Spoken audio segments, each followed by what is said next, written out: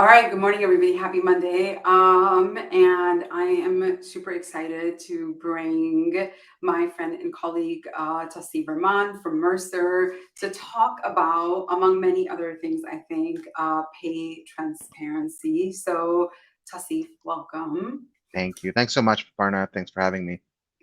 So, Tassie, I don't think you know this, but when we met 5 years ago at PCC. the Seattle Metro Chamber Correct. presentation, it's like 5 falls ago.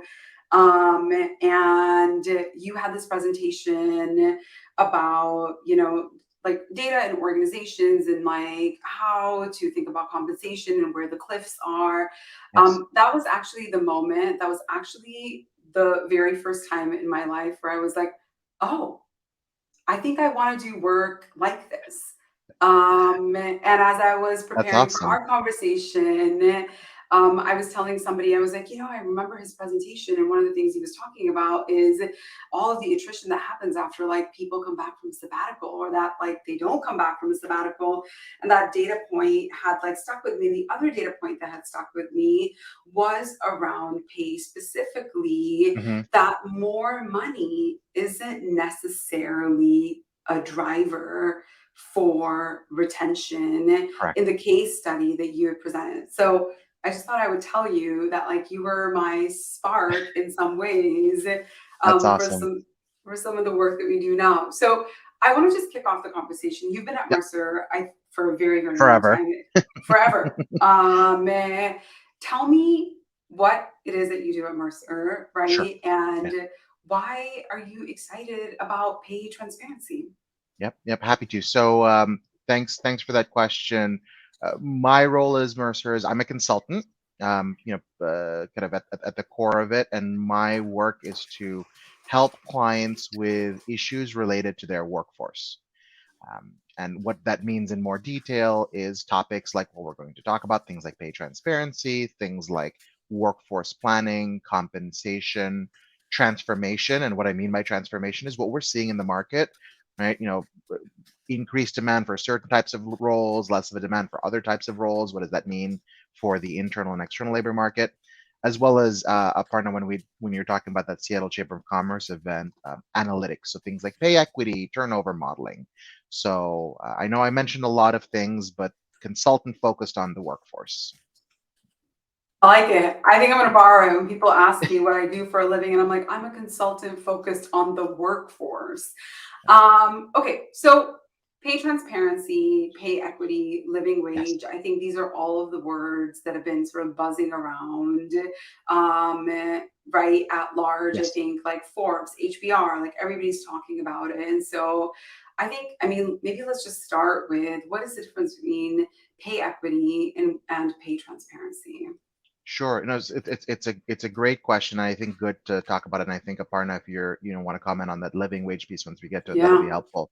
So pay transparency, and I'm going to oversimplify here, is the trend towards slash desire for greater transparency, information, visibility. I'm using synonyms around pay, and where that's showing up these days is on having the pay range for the job on the job posting. That's one way in which it's showing up, but there's many ways in which it can show up. So that's pay transparency, and I've oversimplified it. Pay equity is about ensuring fair pay, equitable pay for similar folks doing similar work. And the idea there is to uh, take into account things like people do jobs at different levels, different performance, they live in different geographies. Once you take all those things into account, are there any systemic gaps in how one group is paid compared to another group? And pay transparency and pay equity are related in that the idea is that greater pay transparency will help with pay equity. That's not the only thing pay transparency advocates are pushing pay transparency along for, but it's not one and the same. And in fact, Hmm. there's research that say just increasing transparency does not increase pay equity, right? And I firmly believe that. Can it help? Sure, but only being transparent of pay and not actually doing the pay equity analysis doesn't mean that you have pay equity. Yeah. And so I think that in that related theme, one of the things that I'm seeing, and, I think sort of in like women in the workplace advocacy, ERG groups, is that greater pay transparency can also help us advocate for a living wage, which my understanding of a living wage is that it is like, what is the minimum amount of money that you need to earn to meet your basic needs so that you Yeah, can comfortably pay your rent or mortgage, so that you can afford, correct. I think, the government calls it a decent standard of living, but I think that that decent standard of living now also means like a high speed internet connection, like access Yes, to like smartphones and devices, yes. right? And being able to Healthy pay for food. Yeah, healthy food, being able to pay for or save for higher education, because we know that the cost of that is absolutely bonkers, right? And so, and a living wage and the minimum wage are not the same either, because we know that the correct, minimum wage is no longer a living wage. So, correct. so all of these concepts are related, and we have, I think, with respect to pay transparency, specifically, we've definitely seen a push for, dare I say, progressive states or progressive cities pass legislation to make transparent specifically pay range on a job description, right? Yes, Like, yes, yeah, on it. um, Mhm. and we've also seen a ton of pushback from companies saying, no, I don't want to do this. And so, where, where is it coming from? And like, why do you think it's happening right now in 2022? Yeah, that's a complex question. So I think that first part on, where is the push coming from? And there's various reasons why, like you said, legislative, bodies have been pushing for this. Employees and candidates in the market have been asking for it. Very much the idea of wanting to understand, look, if I'm going to spend the time and effort to go and apply for a job, I want to know generally what it's going to pay and if that's going to meet my needs, right? So that's kind of the Hmm. employee candidate, lens. The uh, legislative dialogue very much has been, this is something that's going to support pay equity. And they use a broad umbrella term, but it's very much things like, if people know what the range of pay is and what they're paid, will that help them advocate or understand that there's any gaps? I think those are some of the downstream asks. Hmm. I think you'd asked, why is this happening in terms of some of the pushback. I will say, in working with clients, it's a very complex thing to um, be transparent about and enable organizations. So I will say that some of the pushback has been the timing in which these come online and into effect. Um, and I can sympathize with some clients, right? If they said, starting in 2 months, you have to figure out what ranges you're going to share, bring your managers up to speed, get your recruiters in line, and apparently you have clients as well, kind of get Yeah. everyone very much caught up on all of these things on a very complex topic that has been very much in the dark for decades. It's a very daunting challenge. I can imagine clients feeling that. I still think organizations will end up needing to do it, whether or not they have more or less time, either because uh, candidates are already, in candidates in strong labor pools are already shopping offers around, Yeah. right?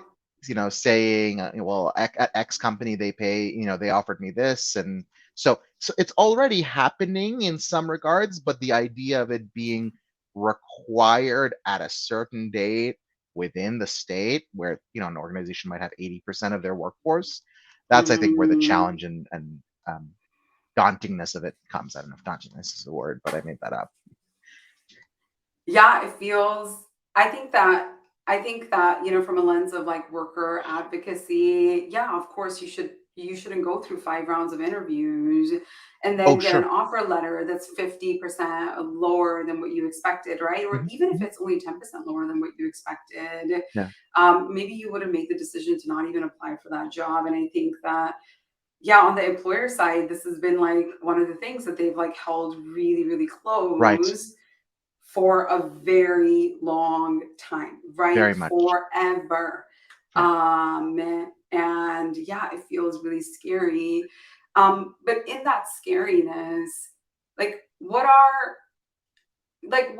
what is the the silver lining Yeah. for employers? And I'm really curious, because I think the size of employer really matters. Like, Sure. are there more or less silver linings depending on the size of company you are? So that's a good question. So maybe I'll start with a broader one on what are some of the potential silver linings for this, right? I'll say, um, in a lot of our research, employees within organizations, right? They have a greater desire for understanding earnings opportunities, career opportunities. We see it in surveys, we see it in focus groups. We just see it just from talking to other normal human beings of what people are wanting to get out of life. And Mhm. um, while challenging, it's addressing sometimes a key desire from employees, right? I want to know what it takes to move ahead and what the earnings opportunities are. So you actually be responding to internal kind of employee demands. I will say another thing that I have yet to come across a client. I'm not saying I won't, that hasn't appreciated that having that information out there will, and other organizations having their pay ranges out there will kind of put things on the table and will mean employees, candidates won't apply for jobs that don't fit the pay range. And it's going to save a lot of people a lot of time, right? Mhm. I think, I talked to some kind of recruiter friends. They're like, yeah, I've gone through this thing and I knew their expectations were higher and I couldn't tell them until further in the process. And I told them they were like disappointed that the range was this, even though they like the Mhm. organization. Yeah. I get it, right? And money isn't everything, but it is important. Yeah. And so I do see that as a silver lining. To your question on whether it varies by organization size, I can see this being a challenge for sure, right? Especially, and not so much size and head count, but more of like complexity. And by complexity, Mm. in terms of being in different geographies, right? Yeah. Why is the pay range for the same job, and I don't mean in quotes, literally the same job, uh, in New York different from Atlanta, different from Chicago, different from San Francisco, right? That's I think one thing that organizations need to explain is geographic differentials and how they apply.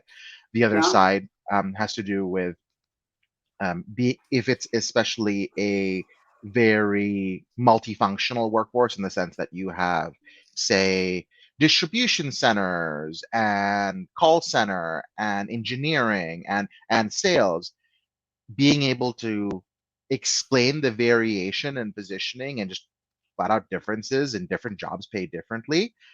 I think one of the anxieties that I hear a lot from clients, understandably, is um,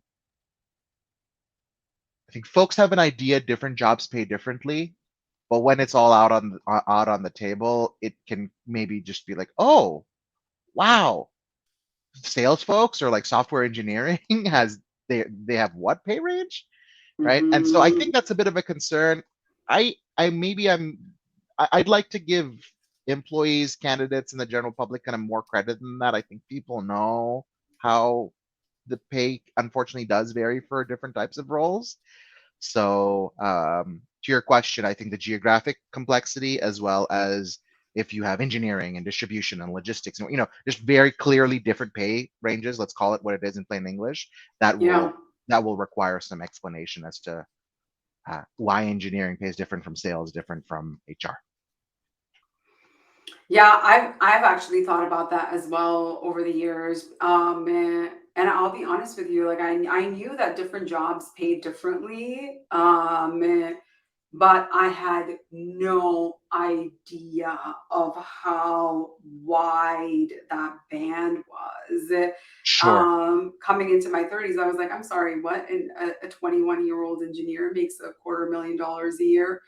Okay, that's cute. But like a It's senior executive at United Way with way more responsibility makes half as much.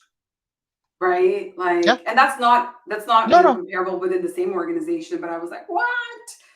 This Sure. is, Like, but then, and then, and I don't know, maybe a question for you, partner, kind of as you've thought through it, like, how has your view on that changed or evolved as you might not like it, fine, yeah. but how has that evolved? Oh, now you're asking me questions. So I I can I take think, that back. I didn't know I didn't need to.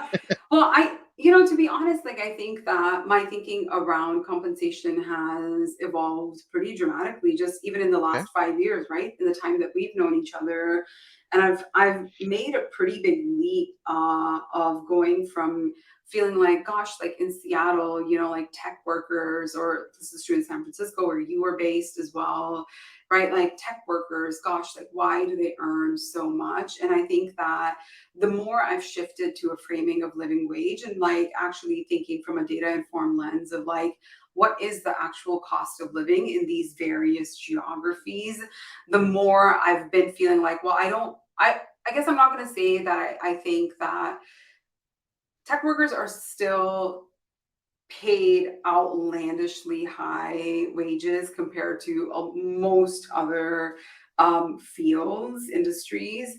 But I will say that, yeah, like if you live in Seattle and you're a family of four, you need $250,000 a year. There isn't a single house in the greater Seattle metro area, not a single family house that's probably under $800,000. And so what does it take to afford an $800,000 home, right? Even with a fixed 30-year mortgage, it's not going to happen making $80,000 a year, which somebody might say, well, that is middle income, middle class, or that like our organization's achieved pay equity, and like that's a very fair above market rate pay. But like the rent for a one bedroom is like $2,500 a month, and so how far is your $80,000 going to take you? So I think that, yeah, my thinking Yeah. has really, really evolved from, gosh, this one industry, they get paid so much, to, what, like the rest of us also need to get paid like this, because this is actually what it takes to be able to afford what the Yeah. government would define as a decent standard of living. Yeah. No, that's Yeah. that's I appreciate that right now, and I'll share organizations. You're clearly talking on kind of the we're starting to talk a little bit about the living wage, right? And so, kind of hot off the press, we've been seeing organizations say that they're adjusting compensation so that Yes. employees are paid at least the living wage. So this is from our most recent comp planning survey, 21%. Oh, perfect! It just popped up on screen. Um, it's not 100%, but that this is a question that we ask, and people are the non-zero percent are responding. 10 years ago, Yeah. this was not a question in our surveys, right? Not Hmm. because we didn't think it was just not a topic, right? So that is being asked to kind of broader corporate America.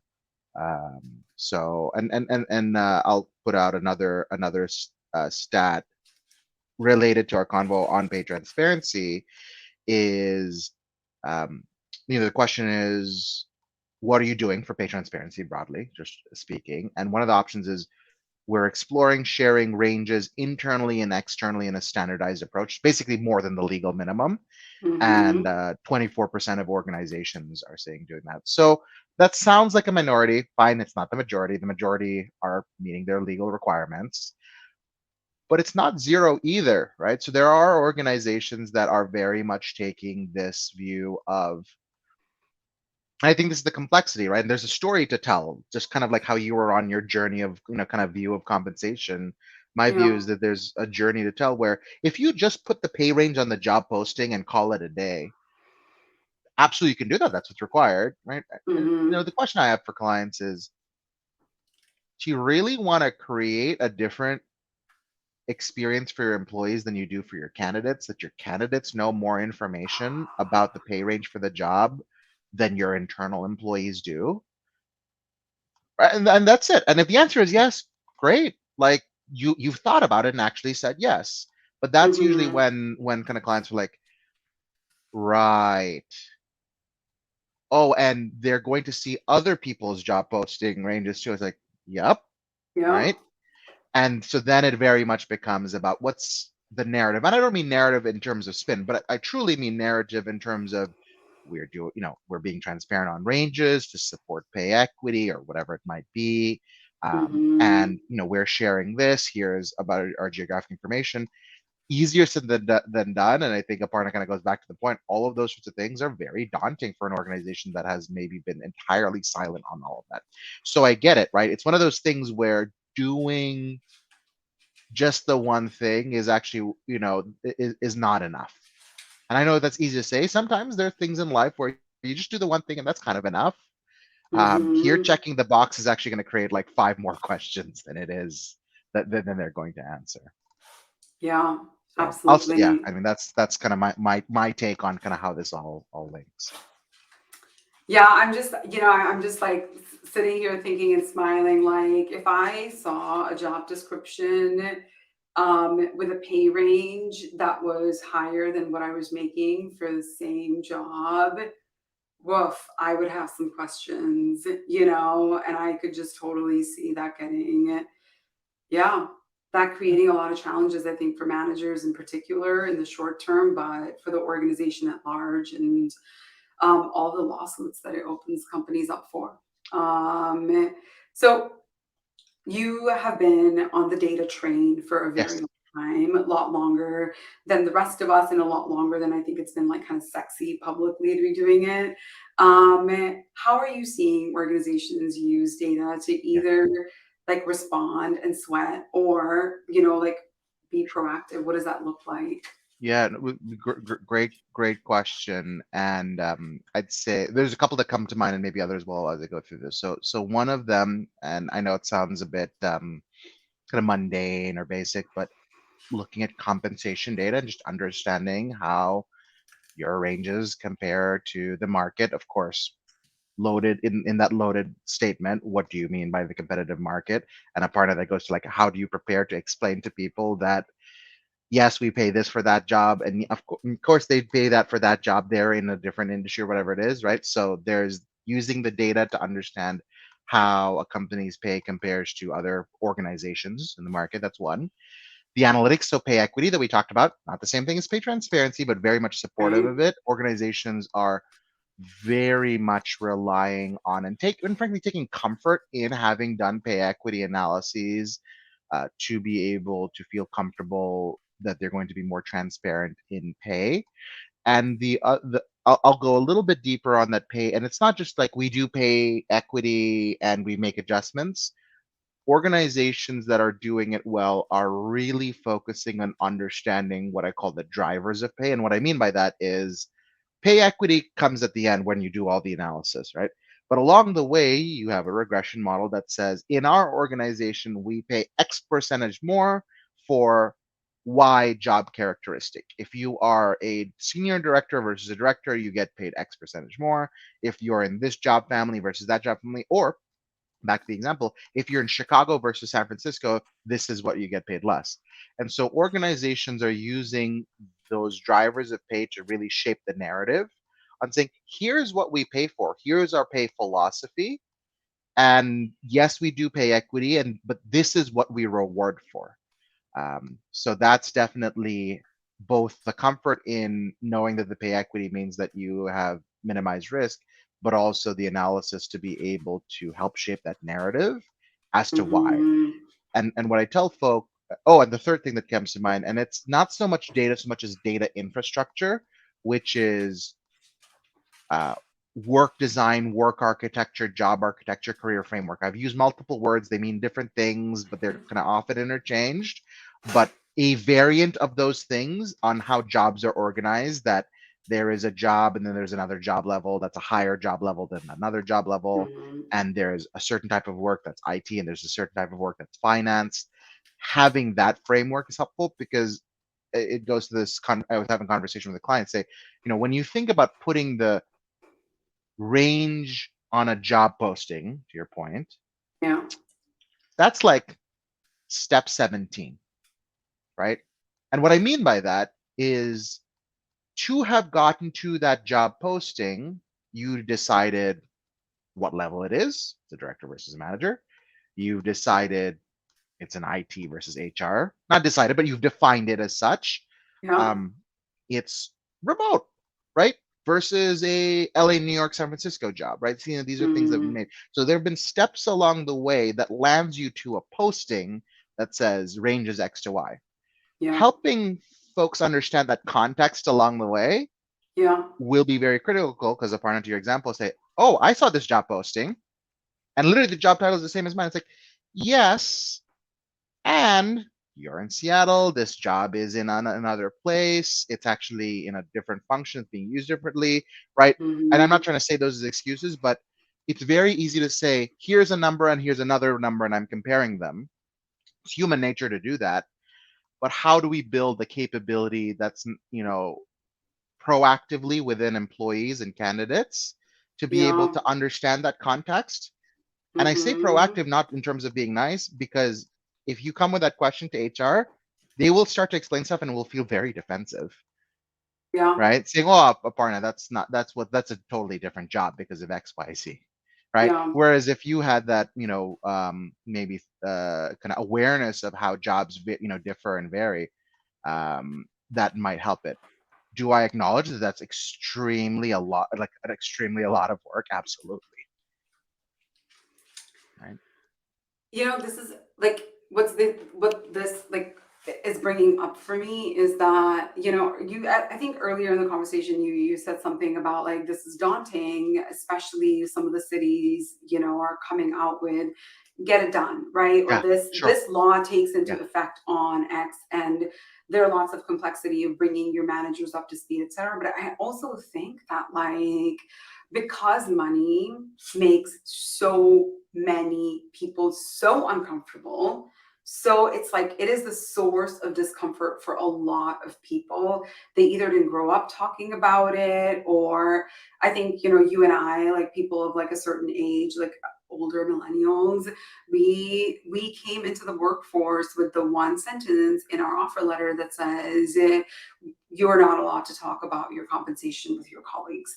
And most or all of us had that, or a variation of that, that was like we discourage you from talking about your pay at work. And so it's not just that we need to build like competency with managers. I think that as individuals we need to build a lot of that literacy and competency for ourselves to even be able to ask the right questions, so that it's not one more kind of influencer style, like, article in Forbes that I'm talking about that's like, you're a woman of color, you get paid less. And now you're like going to your manager and being like, why am I getting paid less? Is it because I'm a woman of color? And they're like, what?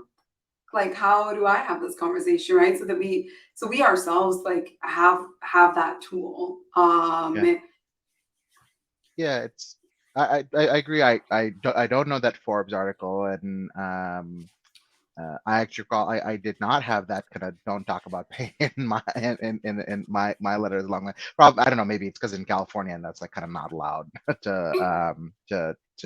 to have. But yeah, that's right. The common language, right? That's kind of what I call it. I don't want to oversimplify it, which is part, cultural legacy, generational, whatever word you want to use aside. My view, right, is that organizations haven't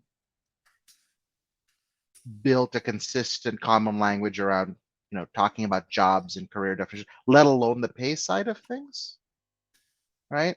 And I know it's hard, right? It's hard to do, Yeah. and and and and if we need to talk about pay because it's being mandated or whatever it is, that work will need to happen, right? In terms of coming up with that common language to talk about job levels and how they vary, right? Because here's language like, oh, did you know Aparna gets paid $7 trillion, right? And it's like, okay, this is the, like the leap, this is the comment that folks make, but Yeah. it's like, okay, but well, they're in this level and in this location, this function. Not to try and explain it away, but that's kind of the reality.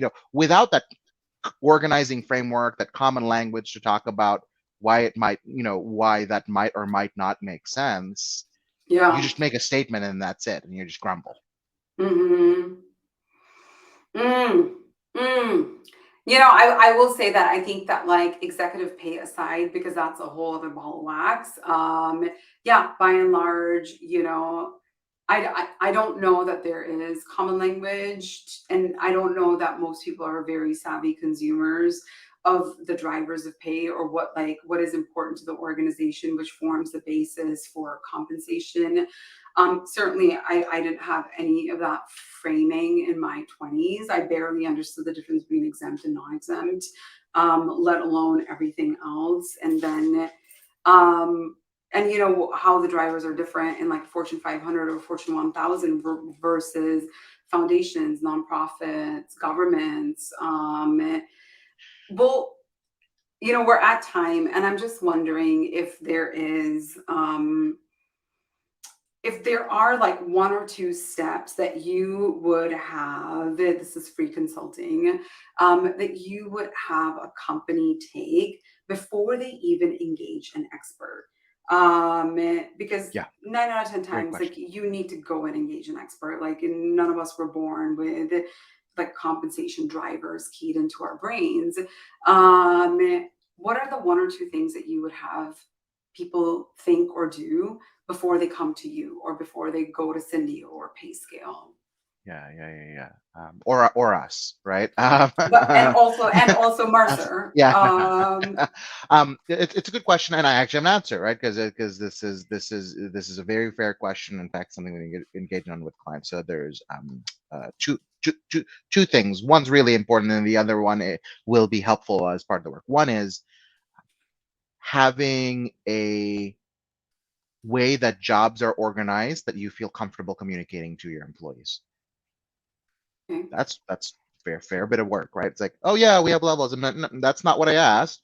Is something you're comfortable communicating to employees. That's kind of one of the keys, because once you start saying that a director pays this and a senior director pays that, right, you need to be like, we feel good that we have a level called director and these are the jobs in it, and we have a level called senior director and here's the jobs in it. And Mm-hmm. then the second piece is, all employees are important, all jobs are critical. What are the sorts of roles or parts of the business that are pivotal for the transformation? And I use the word pivotal very specifically.